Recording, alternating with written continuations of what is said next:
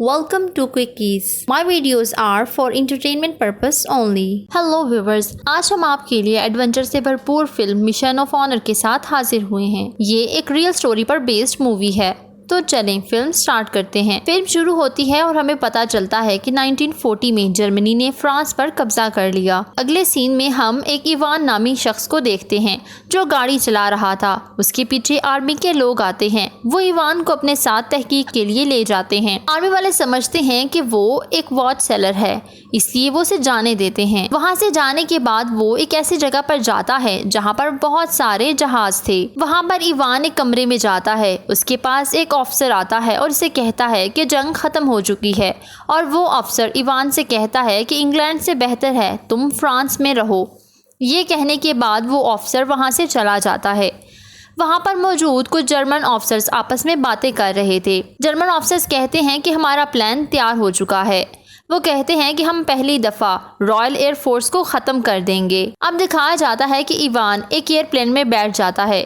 ये देखकर दूसरे पायलट ऑफिसर इवान को रोकने की कोशिश करते हैं मगर वो वहाँ से चला जाता है। नेक्स्ट सीन में हम एक जगह देखते हैं जहाँ हवाई हमले हो रहे थे और ये स्क्वाड्रन 303 के पॉलिश पायलट्स हैं जो रॉयल एयर फोर्स से अटैच थे और वो गैर मुल्की आसमानों के लिए जंग करते हैं। इवान के फेलो उसको बताते हैं कि तुम्हारे जाने के बाद हमने जंग जारी रखी जब तक तुम वहां थे। इवान अपने फेलोज को कहता है कि तुम मेरे बगैर जंग को खत्म नहीं कर सकते। ये कहकर इवान मुस्कुराने लगता है। अगले सीन में पायलट ऑफिसर्स चीफ मार्शल को कहते हैं कि हम पायलट फाइटर्स हैं ना कि बॉम्बर्स। पायलट ऑफिसर कहता है कि हमने बहुत से जर्मन्स को पोलैंड में मारा है और ये सब आपकी रॉयल एयर फोर्स के तजर्बा की वजह से मुमकिन हुआ। इसके बाद चीफ मार्शल उसे गाइड करता है और वो ऑफिसर यस सर कहकर चला जाता है। अगले सीन में हम रॉयल एयर फोर्स की टीम के पायलट्स को देखते हैं जो एयरक्राफ्ट में बैठा हुआ था और वो एक औरत की पिक्चर को देखता है और वो पायलट गाइडिंग व्यू के सिलसिले में मुसलसल राब्ते में था। एक एयरक्राफ्ट उस पर फायरिंग करता है मगर वो अपने ऑपोजिट एयरक्राफ्ट को तबाह कर देता है। इसके बाद हम दो ऑफिसर्स को ऑफिस में बैठा हुआ देखते हैं। उनमें से एक ऑफिसर का नाम मीलो होता है। जब वो ऑफिसर बाहर आते हैं तो वो कहते हैं कि इवान अपनी टीम के साथ वापस आ चुका है।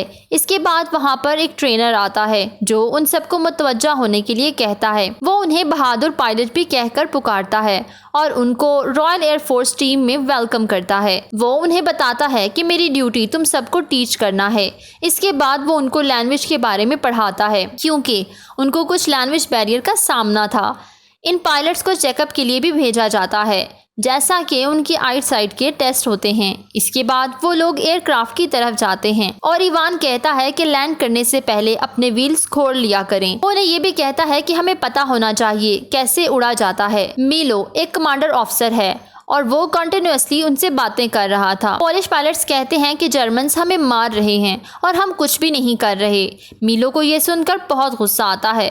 वो उन्हें कहता है कि तुम बेहतरीन फाइट कर सकते हो लेकिन तुम में और भी सिफात होनी चाहिए जैसे कि डिसिप्लिन, जेंटलमैन। ये सब करके ही हम जीत सकते हैं।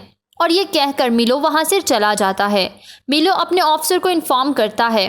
वो उन्हें बताता है कि इनको कुछ मसाइल का सामना करना पड़ रहा है जैसा कि इरिस्पॉन्सिबिलिटी, प्राइड और डिसिप्लिन वगैरह। वो ऑफिसर मिलो को कहता है कि तुम कमांडर हो, तुम सब कुछ कंट्रोल करोगे, तुमको इस चीज का रिस्पॉन्सिबल बनाया गया है, मैं तुम पर भरोसा करता हूँ। इसके बाद मिलो इवान से पूछता है कि क्या कोई मसला तो नहीं। तो इवान बताता है कि वही मसले पेश आ रहे हैं जैसा कि स्पीड और वर्किंग इन रिवर्स। इतने में वो देखते हैं एक एयरक्राफ्ट बहुत बुरी तरह से लैंड करता है। वो भागते हुए उसके पास जाते हैं। उसका पायलट कहता है कि ये सब इसके व्हील्स की वजह से हुआ। असल में ये यहाँ जर्मन्स के खिलाफ लड़ने की ट्रेनिंग कर रहे थे। दूसरी तरफ दिखाया जाता है कि जर्मन ऑफिसर्स बात कर रहे थे। वो बताते हैं कि रॉयल एयर फोर्स अपनी ताकत गंवा चुकी है और हम भी उसी फेज में उतर रहे हैं। हम वहाँ बॉम्ब्स फेंक रहे हैं और वो खुद को फातिहीन कह रहे हैं। इसके बाद वो उड़ते हुए एयरक्राफ्ट को देख रहे थे। अगले सीन में हम देखते हैं मीलो अपने पॉलिश पायलट्स को ट्रेन कर रहा था और साथ लेडी पायलट्स भी लोकेशन आइडेंटिफाई कर रही थी। अब जर्मन्स के साथ जंग एयरक्राफ्ट के जरिए हो रही थी। मीलो कमांड देता है बैक होम और साथ ही कहता है कि ये ऑर्डर है। जर्मन्स के कुछ जहाज तबाह हो चुके थे पोलिश पायलट्स जब लैंड करते हैं तो उनको कुछ जर्मन पायलट्स की डेड बॉडी नजर आती है। इवान उन डेड बॉडीज को कपड़े से कवर कर देता है। सब लोग उसकी तरफ देखते हैं तो इवान कहता है कि यहाँ पर शायद हम भी हो सकते थे। ये सुनकर दूसरा पायलट इवान से कहता है कि तुम इनके साथ अच्छा कर रहे हो, तो क्या बदले में ये तुम्हारे साथ अच्छा करेंगे? और साथ उसे ये भी ताना देता है कि तुम हाफ स्विच हो, जिसकी वजह से तुम्हारे दिल में जर्मन्स के लिए हमदर्दी है। हम यहाँ पर उनसे जंग लड़ने आए हैं, ना कि हमदर्दी करने। ये कहकर वो चला जाता है। दूसरी तरफ मीलो एक मीटिंग रखता है। वो उन्हें कहता है कि हम अपने दुश्मन को मारने जा रहे हैं और हमें सारी कमांड्स को फॉलो करना है। वहाँ पर मौजूद एक ऑफिसर एक लेटर को पढ़कर सुनाता है। वो उन्हें कहता है कि कांग्रेचुलेशंस 303 स्क्वाड्रन। फिर वो उन्हें कहता है कि ऑपरेशन के लिए तैयार रहो। इस पर इवान कहता है हम तैयार हैं। नेक्स्ट डे सब लोग यूनिफॉर्म में ट्रेनिंग के लिए जाते हैं और अगले दिन ऑपरेशन शुरू होना था। लेडी पायलट्स भी अपनी ड्यूटीज को संभाल लेती हैं। ऑपरेशन के दौरान फाइटर पायलट्स की एयरक्राफ्ट पर बॉम्बारिंग होने लगती है। फाइटर्स बहुत अच्छी तरह लड़ रहे थे, मगर फिर से हवाई हमले शुरू हो जाते हैं। हम देखते हैं कि रॉयल एयरफोर्स एक दूसरे से कांटेक्ट में है। एक पायलट ने जर्मन के एक एयरक्राफ्ट को तबाह कर दिया है। दूसरी तरफ इवान मीलो को बताता है कि तुम्हें पता है मैं सबसे अच्छा पायलट हूँ। इतने में इवान का फ्रेंड आ जाता है। इवान उसको रॉयल एयरफोर्स की टीम की तरफ ले जाता है। वो सबसे कहता है कि देखो जरा यहाँ कौन आया है। सब उसे मिलने लगते हैं। जब इवान बाहर जाता है तो उसे एक आदमी मिलता है जो उसे एयरक्राफ्ट के बारे में मालूमात देता है। वो उसे बताता है कि आपके आइडिया के मुताबिक एयरक्राफ्ट में कैमरा गन इंस्टॉल कर दिया गया है। इन गन्स को 150 यार्ड से रीहार्मोनाइज्ड करके 137 मीटर्स पर ले गए हैं। इसका मतलब ये है कि आपको इसके करीब रहकर इसे हिट करना होगा और ये बर्तानिया के मुताबिक एक मशीन गन की तरह है। नेक्स्ट मॉर्निंग रॉयल एयरफोर्स एक पिक्चर ले रही होती है। इतने में बजर बजता है और सब लोग अपने एयरक्राफ्ट की तरफ भागते हैं और परवाज शुरू करते हैं। फिर हम देखते हैं कि फायरिंग स्टार्ट हो जाती है। लेडी पायलट्स अपने काम को जारी रखती हैं, यानी एरिया को आइडेंटिफाई करती हैं। कुछ तैयारे तबाह हो जाते हैं और लैंड करने के बाद तैयारों को रीफ्यूल किया जाता है। फिर से तैयारे परवाज करते हैं। रॉयल एयरफोर्स के एक मेंबर की तरफ से बम्बारिंग और फायरिंग बंद हो जाती है तो जर्मन्स का एक मेंबर उस पर फायरिंग करता है, जिसकी वजह से वो जख्मी हो जाता है और यूं उसका प्लेन क्रैश कर जाता है और वो पायलट पानी में गिर जाता है। अब उसे एक मजलूम लड़की इमेजिन होती है और वो डूबकर मर जाता है। रॉयल एयरफोर्स की टीम का एक और मेंबर कम होने की वजह से सब लोग उदास और खामोश हो जाते हैं। उधर इवान रूडिमेंट्री पॉलिश ऑफिसर की किताब पढ़ रहा था। एयरफोर्स टीम फिर से परवाज कर रहे थे। इतने में फिर से हमला होता है। सब चाको चौबंद हो जाते हैं।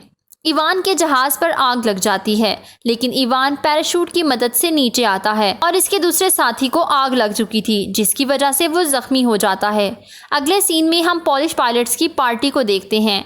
चीफ मार्शल सबको मुखातिब करते हुए कहता है, मैं इस पार्टी की बॉस से आपको मिलवाना चाहता हूँ। फिर एक लेडी आती है और उन्हें कहती है, ये पार्टी बहादुर सिपाहियों के लिए है जिन्होंने इंग्लैंड के खिलाफ जंग लड़ने में हमारी मदद की। इतने में इवान गुस्से में आकर कहता है कि तुम लोग ही हमारे शहर में बॉम्ब गिराते हो और लोगों को मार रहे हो और हम यहाँ पर शैंपेन पी रहे हैं और अपने ही शहरों को तबाह कर रहे हैं। तुम लोग हमें ख़त्म किए जा रहे हो। वो और भी ऐसी बातें करता है, मगर मीलो आके उसे चुप करवाता है। फिर मीलो उन जख्मी पायलट के रूम में जाता है। एक पायलट का चेहरा बिल्कुल जल चुका था। मीलू उसे हौसला देता है कि काबिल जिक्र लोग ही हमेशा ग्रो करते हैं और तुम्हें इस बात पर फख्र होना चाहिए। इसके बाद एक और पायलट को दिखाया जाता है जो कैंडल्स जलाकर बैठा हुआ था। वो काफ़ी ज़्यादा डिप्रेस हो चुका था क्योंकि उसके साथी पायलट्स मारे गए थे। इवान उसके पास आता है और उसे हौसला देता है। वो उसे कहता है कि तुम ये क्या कर रहे हो, जिस पर वो इवान से कहता है, मैंने एयरक्राफ्ट में उन लोगों को देखा था, वो हमारी तरह ही लग रहे थे। अब इवान कहता है कि वो लोग जर्मन्स थे। तुम्हें इन सब बातों को बर्दाश्त करना होगा। यहाँ जंग हो रही है और तुम अभी भी सांस ले रहे हो। ये एक बहुत बड़ी बात है। असल में इवान उसकी हौसला अफजाई करता है। अगले सीन में मीलो सबके साथ दोबारा मीटिंग कर रहा था। फिर वो सारे पायलट्स ऑपरेशन के लिए परवाज लेते हैं। दूसरी हवाई जंग शुरू हो जाती है। बहुत से जहाज तबाह होते हैं। एक पायलट जो रॉयल एयरफोर्स का था, उसे एक बूढ़ा आदमी नजर आता है जिसे गोली लगी थी। इतने में पायलट को भी गोली लग जाती है। ये देखकर इवान बहुत परेशान होता है और गुस्से में आकर जर्मन्स के जहाज को तबाह कर देता है। अब पॉलिश पायलट के सिर्फ 2 जहाज बचे थे। एक जहाज का इंजन खराब होने की वजह से वो क्रैश हो जाता है। अब सिर्फ इवान का जहाज रहता था और इस पर फायरिंग होने लगी थी। लेडी पायलट्स वार के हालात देखती हैं और उनकी आंखों में आंसू आ जाते हैं। अब सिर्फ इवान ही बचा था जो बहुत ही जख्मी हालत में जहाज से बाहर निकलता है और पास वाले एयरक्राफ्ट के पास जाता है। वो देखता है कि उसका साथी मर चुका है। इवान बहुत सैड हो जाता है। दूसरी तरफ स्क्वाड्रन लीडर पायलट ऑफिसर से कहता है ये बहुत गैर मामूली काम है और हमें आप पर फख्र है। आप लोग शुक्रगुजारी के मुस्तहिक हैं। फिर वो ये कहकर चले जाते हैं। अगले सीन में 1946 का टाइम दिखाया जाता है जहां इवान उड़ते हुए जहाज़ों को देख रहा था और हमें पता चलता है कि इवान मुल्क छोड़कर शायद अमेरिका चला जाए। फिर हम देखते हैं कि बरतानिया के 303 स्क्वाड्रन में सबसे ज्यादा स्कोर करने वाले फाइटर्स थे। ये 145 पॉलिश पायलट्स थे जिन्होंने इस जंग में हिस्सा लिया और 203 हवाई जहाज़ों को तबाह करके रॉयल एयरफोर्स की स्ट्रेंथ को बढ़ाया। और इसी तरह ये मूवी एंड हो जाती है। Please don't forget to subscribe, follow my social handles. Thank you for watching.